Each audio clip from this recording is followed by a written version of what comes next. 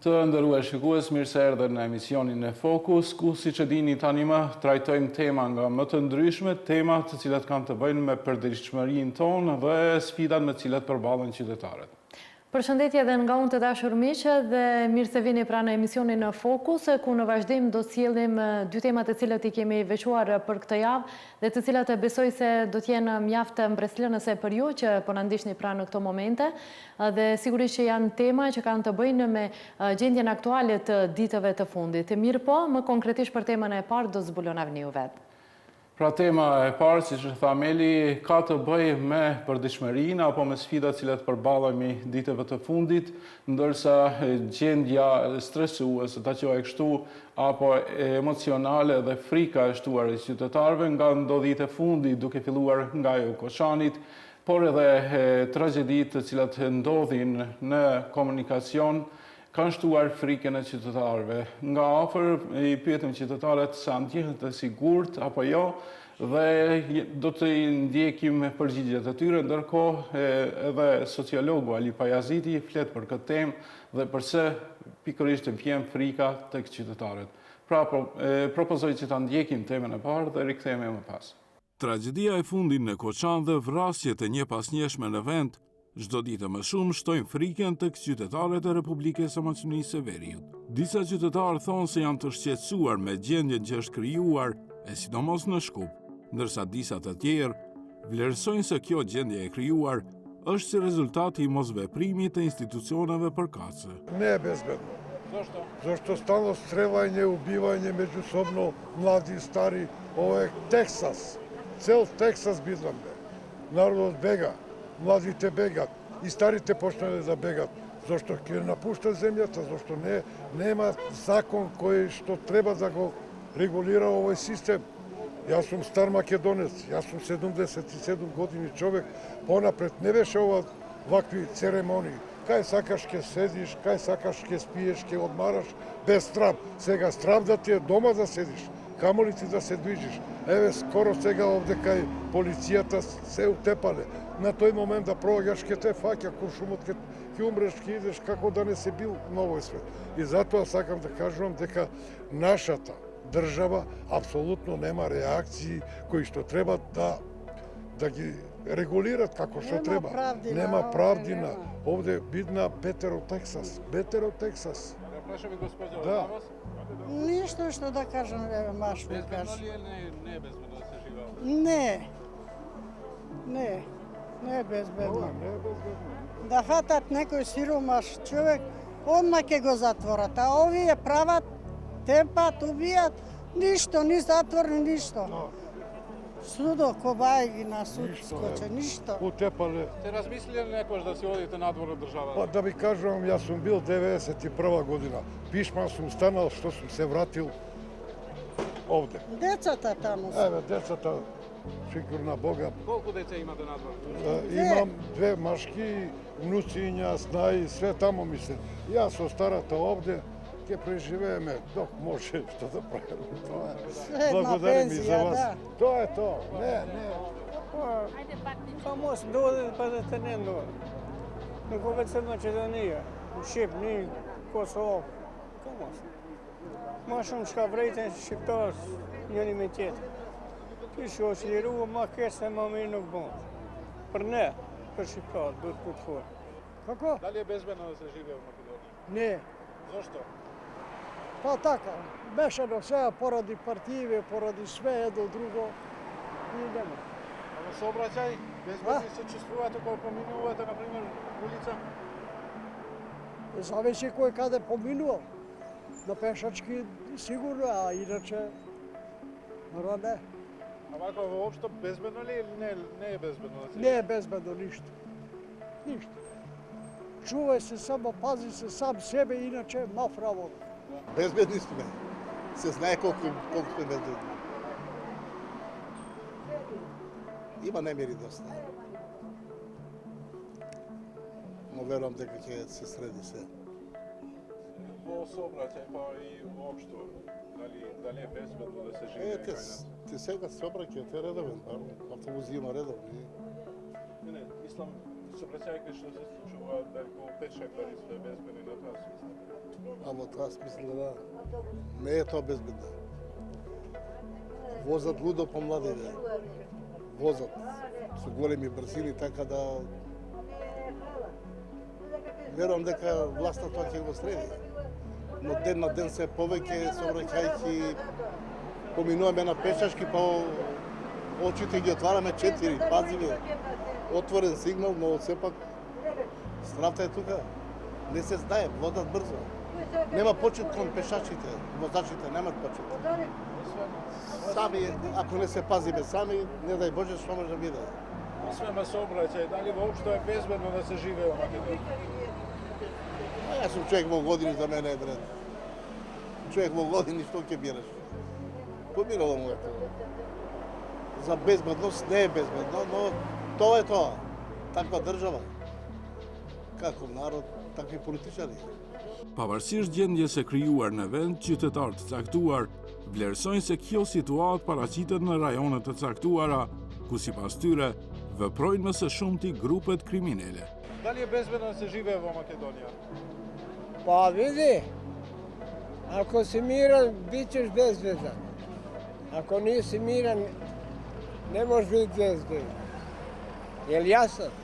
Не е безбедно за мен. Не, зошто?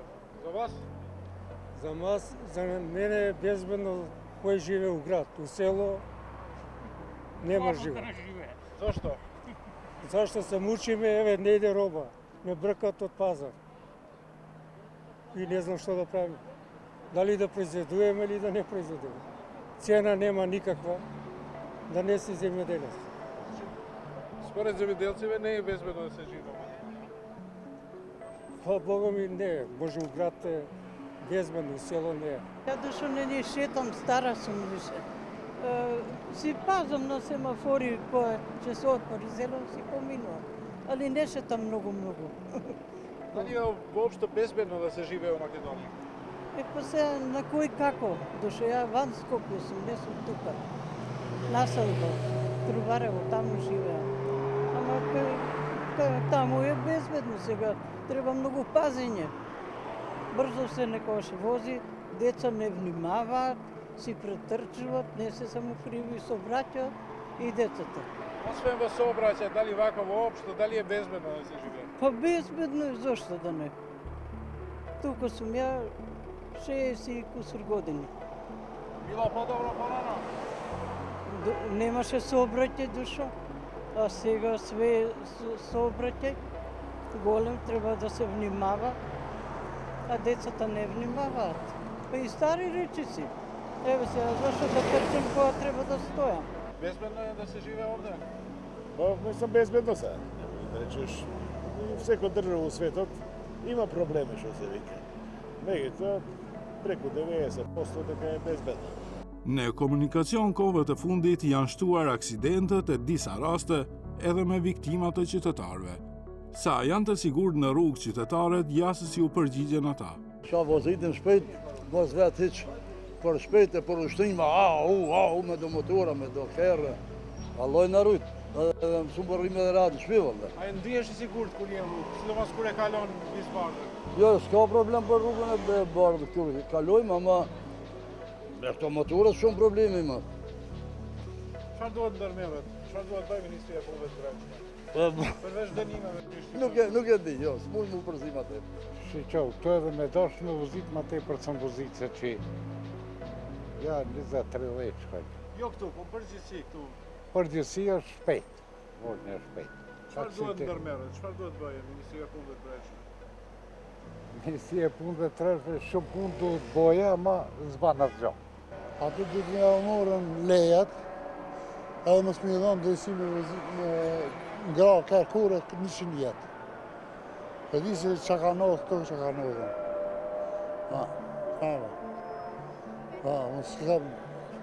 Unë vetë trishtoj për veti kur hecin atë për gjate. Vetë shumë trishtoj.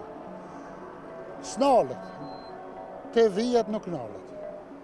Çfarë duhet bëjë Ministria e Punëve të Brendshme? Por do këtë një zonë një dënu, edhe mas më të jashtë. Po prap janë shqiptu shumë dënime, sidomos gjatë fundjavës, po prap ndodhin. Se di valla, unë të vetë nuk kam kare, as nuk qoj kune, nuk I di ato farë reglat. s'ka banë që shojnë, s'ka betëret. Gjithatë ke frikë ta kalojsh... Valla kam, shumë frikë kam, ta të drejtër, shumë, për stejpër. Sipas sociologut Ali Pajaziti, frika tek qytetarët, si në komunikacion, ashtu edhe për sigurinë e përgjithshme të tyre, vjen si rezultati mos funksionimit e institucioneve siç duhet.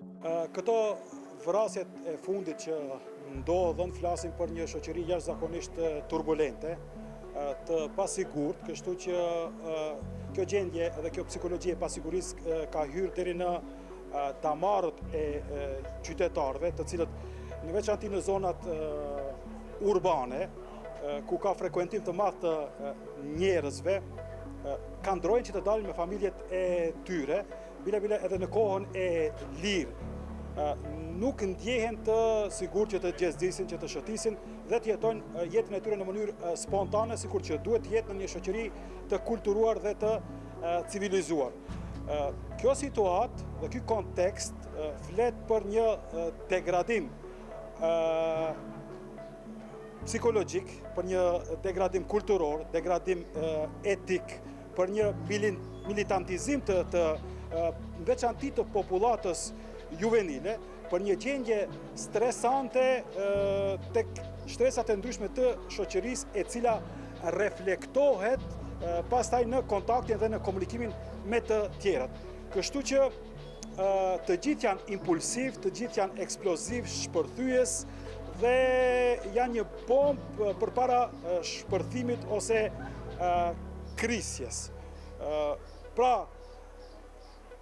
tendencat janë drejt një shoqërie e cila është shoqëri e dhunës, shoqëri e violencës, shoqëri e marrëdhënieve të tendosura mes njerëzve, duke filluar nga familja deri te grupimet e ndryshme sociale, ku krijohen tribu ose fise urbane, të cilët janë në gjendje që të bëjnë gjithçka për kauzat e tyre minimale dhe mikrokauzat e tyre, për interesat e tyre parciale, ndërsa pasojat dhe reperkusionet janë kolektive për të gjithë ne.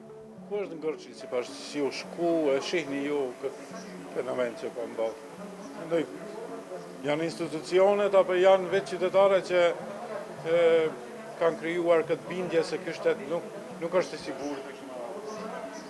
Atmosfera e përgjithshme që është krijuar është pasojë e një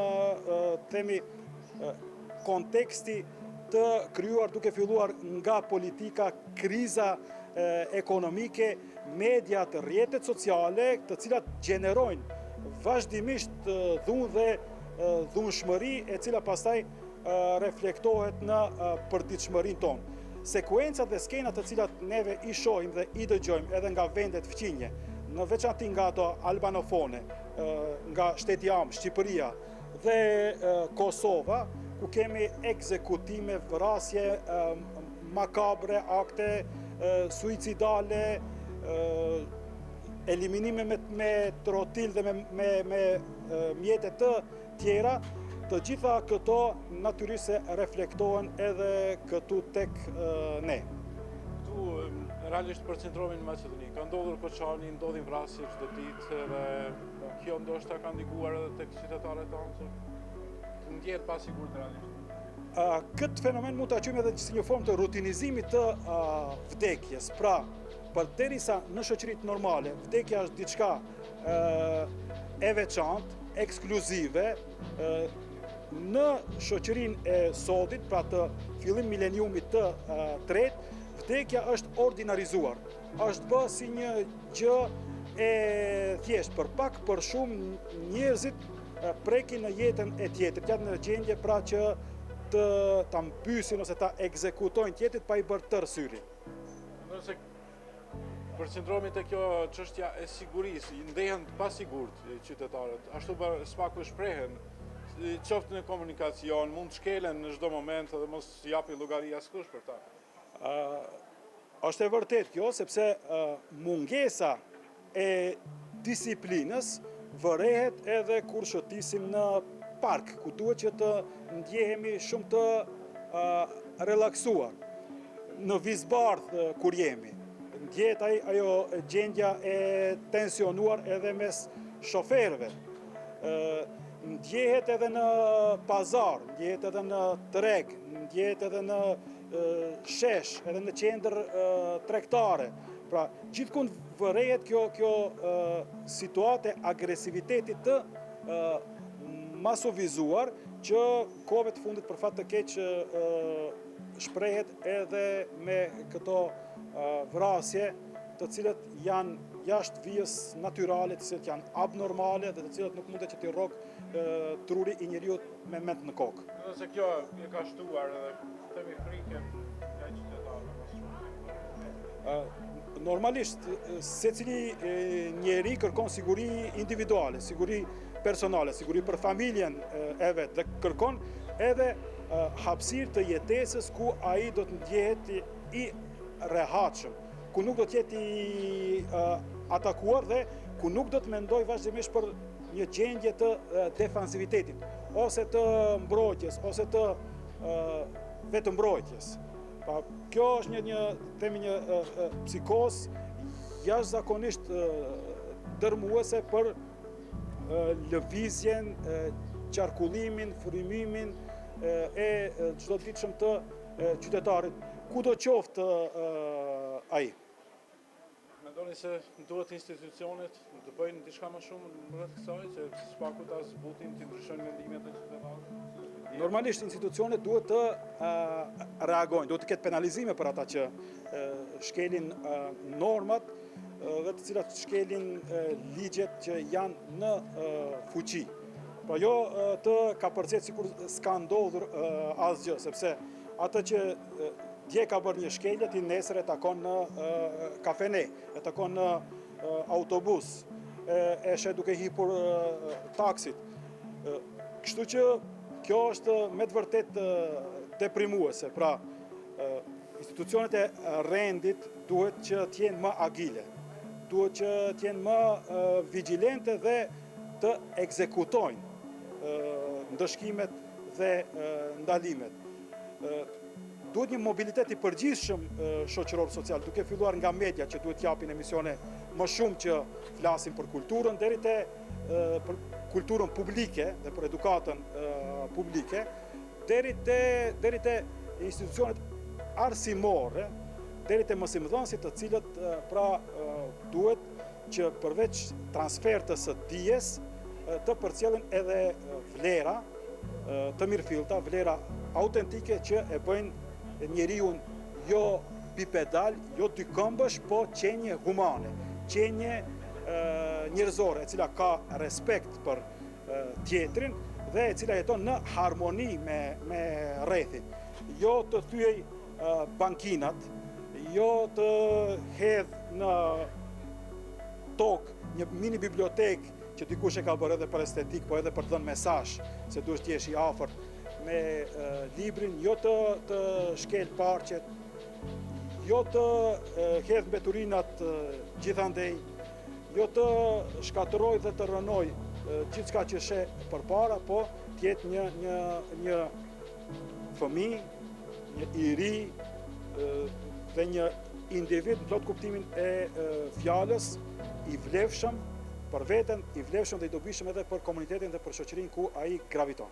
Sa i përket shqiptimit të dënimeve në komunikacion nga Ministria e Punëve të Brendshme, thonë se vetëm gjatë javës së kaluar, nga kontrollet të trafikut rrugor në të gjithë vendin, njësiti i policisë ka shqiptuar 1570 sanksione të trafikut në bazë të ligjit për sigurinë e trafikut rrugor, ndërsa shtojnë se kontrollet të ngjashme do të vazhdojnë edhe në ditën e vijim.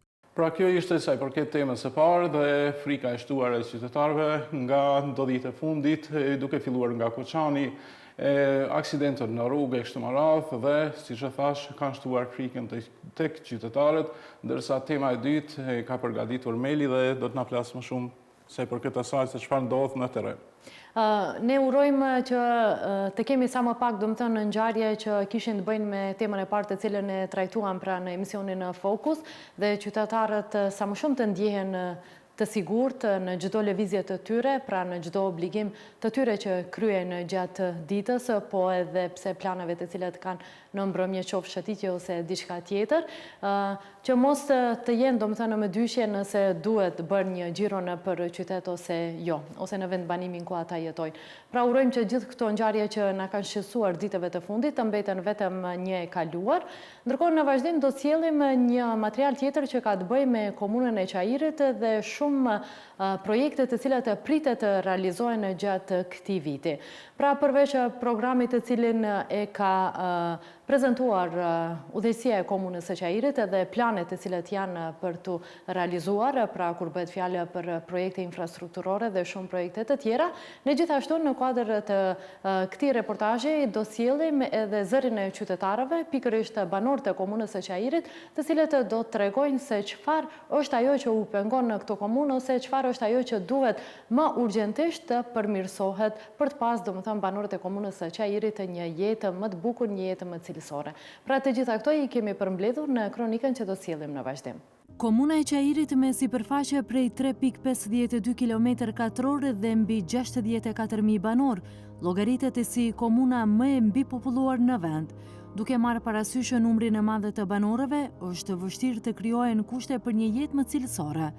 Banorët që anketuam për emisionin në Fokus e që jetojnë në lagje të ndryshme të kësaj komune, vlerësojnë se gjërat më problematike në këtë komunë dhe ku duhet intervenuar më urgjentisht janë mungesa e parkingjeve, rikonstruimi i rrugëve të dëmtuara, si dhe higjiena. Për mosmbledhjen e mbeturinave, banorët fajsojnë ndërmarrjen publike higjiena komunale dhe qytetin e Shkupit. Općina kako općina treba da budemo angažirani da ih gleda tuристите, канализациите, чистотата пред се, депонии по секоја страна. Треба малце поангажирани да бидат. Ипак луѓе сме. Треба чистота. Тоа е. Улицата кај што живеете, дали ги имате, значи, условите кои што се потребни? Условите, фала на Бога, ги имаме. Доаѓаат овие од општината, мислам, од градска чистота, сметот го зимат. Меѓутоа треба повеќе, значи, да биде не само кај нас, сегде. Во секоја страна, во секој чоше, да не треба и малце ние луѓето да бидеме повнимателни. Има канти кај што треба да се прват ѓубрето, сметот и така. Во стан живеете или во куќа? Не, во куќа приватна. Тука сме до Порсичарската позади тука.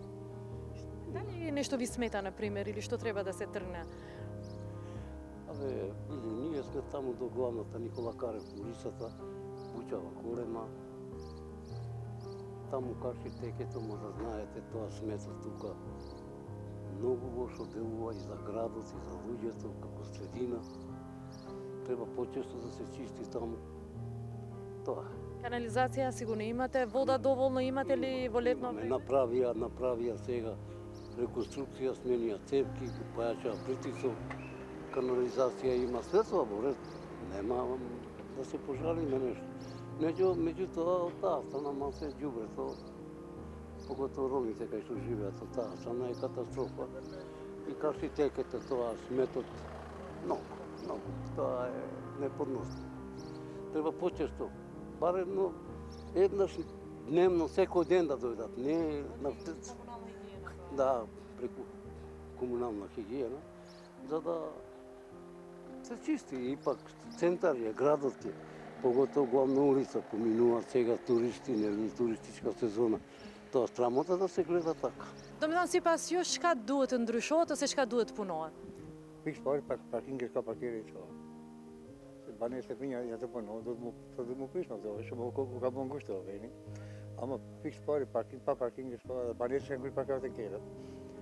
Këto ikim veturë të pasë që shkajin këto ma shkurteshën të gjonska. Shpoditin shpejt. Shkelin fëmijë, shkelin plesh. Ama pikë parë pa parkingi është bëhen kërë. Problemi ma i madh parkingi. Pika parë parkingi. Bëhet fjalë për kanalizime dhe ujësjellse na e keni, domethënë këto rregull. I kemi rregulluar krejt me kanalizim, me ujësjellës. E kanë asfaltuar, trotuari kanë mokit. Do i kena rregulluar këtë punë ka komuna. Parkingi, pakerat, shashi kanë mokit të la shpika ditë kere, kanë komunë nuk kere. Kanë pa njerëzit. Parkingi është problemi më i madh. Do më thonë trotuaret janë, po krejt janë blokume me vetura. Me vetura, keqe me vetura parkon. Sa këtë s'ka dy që kërë, s'ka parkingë. E problemi më madh, se kanalizimi u bë, ujti u bë. Ka është një problemi s'kena më këtu, me rrugën në ka bëjmë mirë, parkinget. Veç një parking duhet me bë parkerat. Po, problem parkerat, që atë problemat. Problemi më i madh o parkingu. E ku e parkoni ju veturën që e keni? Po, ku gjejmë vend dikun bosh edhe që aty parkoj. Shama. Këtu vend caktum s'kene? Jo, caktum kësa, jo. S'ka. Zradën e kanë dreqë edhe parking s'ka hiq. Parking ka, ama me pagujta e... Në më thanë shtretë, që ne pagun kush. Dikush pagun, dikush sa shpedi. Frikoni ndonjëherë se munden me ja u thy veturën nëse e leni dikon, do më thonë, gabimisht parkume, ose a keni pas ndonjëherë probleme dikon se e keni zonë venin? Jo, problem që da pas, jo. Edhe unë e frikë jam ati që gjatë 3 muaj jam ati, se di halal jam atë gjem ati. A diçka tjetër çka ka papsyni që duhet më u bo, për shembull? Ja, që veç rruga jonë duhet me bo këtu. Marrë këtë poshtë, rruga është pas fazë me shku gjatë, ka ishë ketë gunga. E që ato?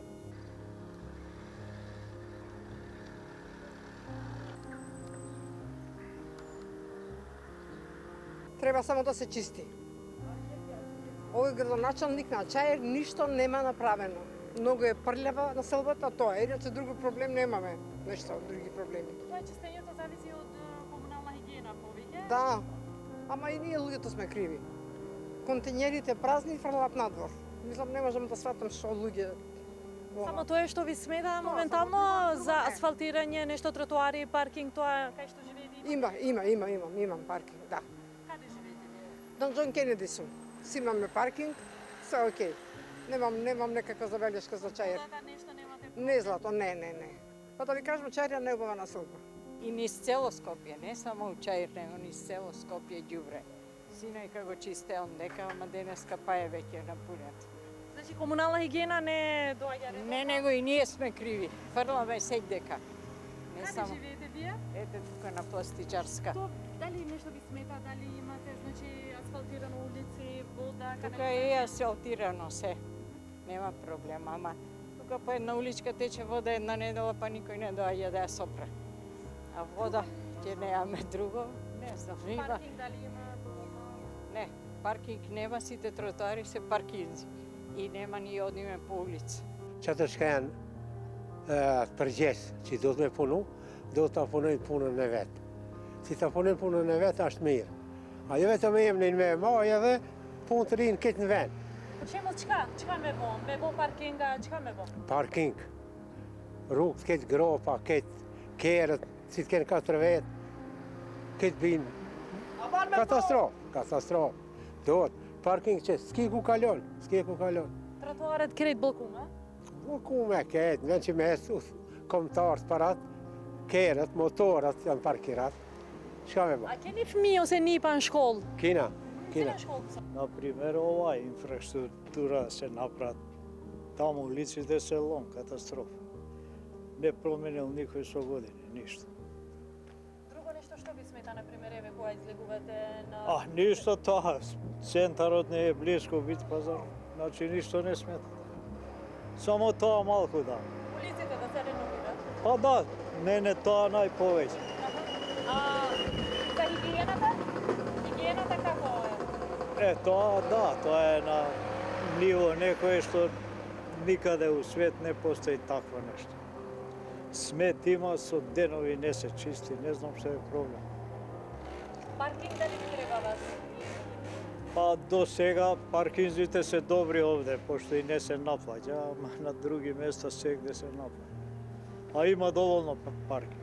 Një sërë projektesh infrastrukturore janë paralajmëruar të realizohen nga Komuna e Qajirit gjatë vitit 2025.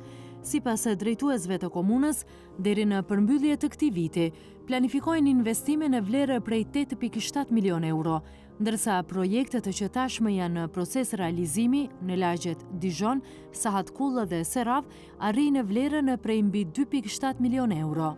Ditë më parë, në komunën e Fjale u prezantua programi I projekteve infrastrukturore, të cilët janë pjesë e mbështetjes financiare të ndarë nga Qeveria e Maqedonisë së Veriut për njësitë e veçeverisjes lokale.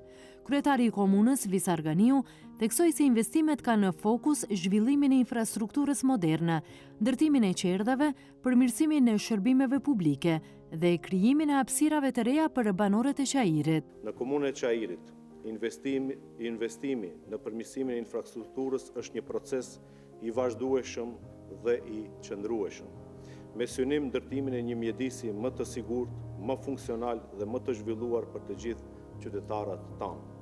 Me një vlerë totale, investimi që arrin rreth 8.7 milion euro për projektet infrastrukturore të vitit 2025 dhe mbi 2.7 milion euro për projektet tashmë në realizim në lagjet Dijon, Saatkull dhe Serav. Qairi përshëndrohet çdo ditë në një vend më të mirë për të jetuar. Përmes këtij video materiali që do të shfaqim, do të keni mundësi të ndiqni nga afër investimet konkrete që synojnë modernizimin e infrastrukturës, përmirësimin e shërbimeve publike dhe krijimin e një mjedisi më të mirë për të gjithë qytetarët tanë. Po fillojmë me lagjen Dijon. Në këtë lagje po realizohet një investim I rëndësishëm për modernizimin e rrjeteve nëntoksore dhe përmirësimin e infrastrukturës së përditshme për qytetarët. Rekonstruimi I rrjetit të ujësjellësit dhe kanalizimit fekal në rrugën Halim Halimiq, rruga Imri Elezi, rruga Elena Gjika, rruga Ali Shevqet Shkupi, rruga Gjorgji Tomovski, rruga Ferit Zairi, rruga Vëllezërit Rexhepagić, rruga Luiq Gurakuqi, rruga Kemal Sejfullah. Rekonstruimi I rrjetit të ujësjellësit, kanalizimit fekal dhe atmosferik në rrugën Faj Konica, Dijoni 15, rruga Adem Mikolovci, Dijoni 17. Rekonstruimi I rrjetit të ujësjellësit dhe kanalizimit fekal edhe në krahun 11. Rekonstruimi I rrjetit të ujësjellësit në krahët hyrësit të lagjes Dijon. Krahu 1 hyrjen nga rruga John Kennedy. Krahu 2 hyrjen nga rruga John Kennedy. Krahu 5 hyrjen pas rrugës Halim Halimiq.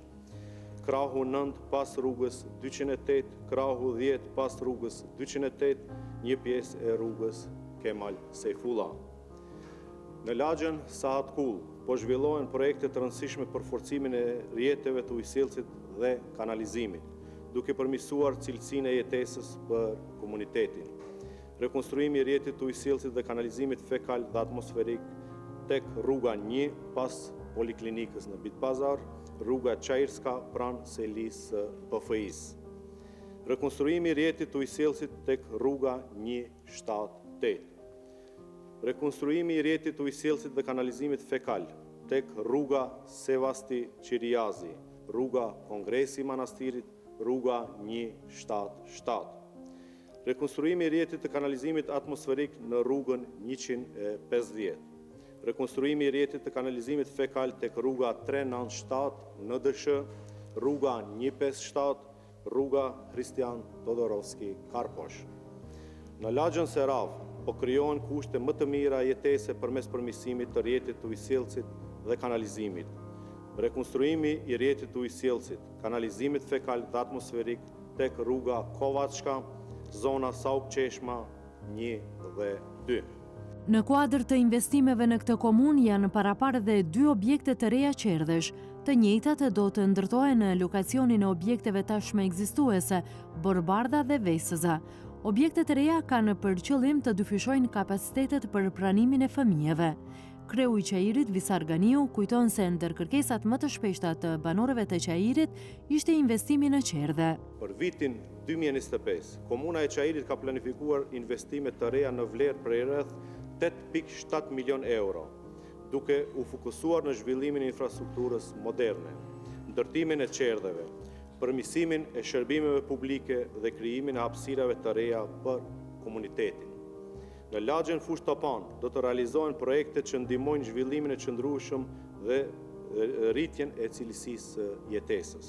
Ndërtimi I qerdhës për fëmijë Borbardha, rekonstruimi I infrastrukturës rrugore në rrugën Lazo Tarpovski dhe në rrugën Ferit Murati. Rekonstruimi i rrugëve, rruga Ismail Qemali, rruga Mehmet Gega, rruga Metodia Mitevski, rruga Nikola Malishevski, rruga Gjorgji Pop Ristov, ndërtimi i një parkingu të madh në lagjën Fush Topane, si dhe rekonstruimi i instalimeve elektrike në lagjën e Fush Topanës. Në lagjën e njohur si Teneqe Mahall, që sot aty gravitojnë 2 universitete dhe është në rrugë të mbarë të jetë njëra ndër lagjet më moderne, domethënë të qytetit të Shkupit, jo vetëm të Çajirit, po parashikoni investime për rregullimin e rrugëve dhe përmirësimin e infrastrukturës lokale. Rekonstruimi i rrugëve tek rruga 1, rruga 3, rruga 5, rruga 7, rruga 9 dhe rruga 20. Në lagjen Çajiri i Vjetër, po investohet për të sjellë më shumë shërbime edukative dhe për të përmirësuar infrastrukturën ekzistuese. Ndërtimi i qerdhës për fëmijë Fidani, objekti Vesiza. Rekonstruimi i rrugëve, rruga Parashqevi Qiriazi, rruga Dervish Hima, rruga Emin Duraku, rruga Strumiçka. Rekonstruimi i instalimeve elektrike në lagjen Çajir i Vjetër, rekonstruimi i sallës së sportit Partizan. Në lagjen Dijon do të vazhdoj përmirësimi i infrastrukturës me rekonstruimin e rrugës kryesore ekzistuese të lagjes së Dijonit. Në lagjen Topane Vjetër do të rinovohet rrugët të rëndësishëm për banorët dhe komunitetin lokal. Rekonstruimi i rrugëve, rruga Maksut Sadik dhe rruga Banatska. Në lagjen Serau po parashikohet ndërtimi i hapësirave sportive dhe përmirësimi i infrastrukturës rrugore, ndërtimi i pishinës së mbyllur tek shkolla fillore Adem Jashari, rekonstruimi i rrugës Pançe Nedelkovski. Në lagjen Gazibab do të forcohet infrastruktura nëntoksore dhe do të rikonstruohen disa rrugë të rëndësishme. Rekonstruimi i rrjetit ujësjellësit në rrugën 210, rruga Avram Pishevski, rruga Bajram Shabani. Rekonstruimi i kanalizimit fekal në rrugën 155. Rekonstruimi i rrugëve, rruga Petre Gjurgjev, rruga Fannoli dhe rruga Stojna Stevkova. Në Qarshinë e Vjetër përndërmerret një projekt i rëndësishëm për ruajtjen dhe restaurimin e trashëgimisë kulturore, konservimi dhe restaurimi i kaldërmës në Qarshinë e Vjetër të Shkupit. Në lagjen e Dyçanxhigit do të përmirësohet infrastruktura bazë përmes rekonstruimit të rrjetit ujësjellësit dhe kanalizimit fekal dhe atmosferik. Çajiri po ndryshon çdo ditë. Çdo rrugë, çdo lagje, çdo investim i ri është një hap më afër një të ardhmje më të sigurt, më moderne dhe më të zhvilluar për të gjithë qytetarët tanë. Për momentin, të gjitha qerdhet e komunës së Çajirit janë të stërngarkuara me fëmijë, madje në disa prej tyre ka edhe listë pritjeje. Përveç qerdheve, të mbipopulluara me nxënës janë thuajse të gjitha shkollat fillore të kësaj komune. Ishte kjo kronika që kishte të bëjë me planet të cilët janë parapar nga komuna e Çajirit të realizohen pra gjatë vitit 2025 dhe shpresojmë se të gjitha këto të cilët janë publikuar pra në letër edhe të bëhen realitet, pra mos të mbeten vetëm si premtime dhe asgjë më shumë. Urojmë që edhe qerdhet të cilët planifikohen pra të ndërtohen, të bëhen realitet edhe të gjithë çiftet të cilët kanë fëmijë, pra të kenë mundësi që fëmijët e tyre ti përkujdesen në për këto objekte parashkollore dhe gjithashtu të kryen obligimet e tyre pra punën ose aktivitetet tjera të cilët i kanë planifikuar, ndërkohë që shpesher fëmijët mund t'jenë domethënë edhe jo pengesë, po një pamundësi që ata të jenë në terren domethënë për të kryer gjitha ato aktivitete që kanë të planifikuara. Pra ishte kjo që kishte të bëjë me këtë material dhe kjo ishte materiali i fundit për këtë emision, ndërkohë që ne do të shihemi sërish javën tjetër edhe me emisionin në fokus, po edhe me të gjitha ato që kemi përgatitur dhe që kemi lënë për javën që vjen. Pra si që ceki edhe Meli, deri javën e ardhshme do të sjellim materiale tjera të cilat kanë të bëjnë me përditshmërinë tonë dhe sfidat me të cilat përballemi ne si qytetarë, por edhe ju mos harroni të na shkruani, të na kontaktoni që spaku t'i nxjerrim në pa problemet me të cilat përballemi. Deri në javën e ardhshme, nga ne, mirupafshim. Pra mirëmbëjtje deri në emisionin tjetër.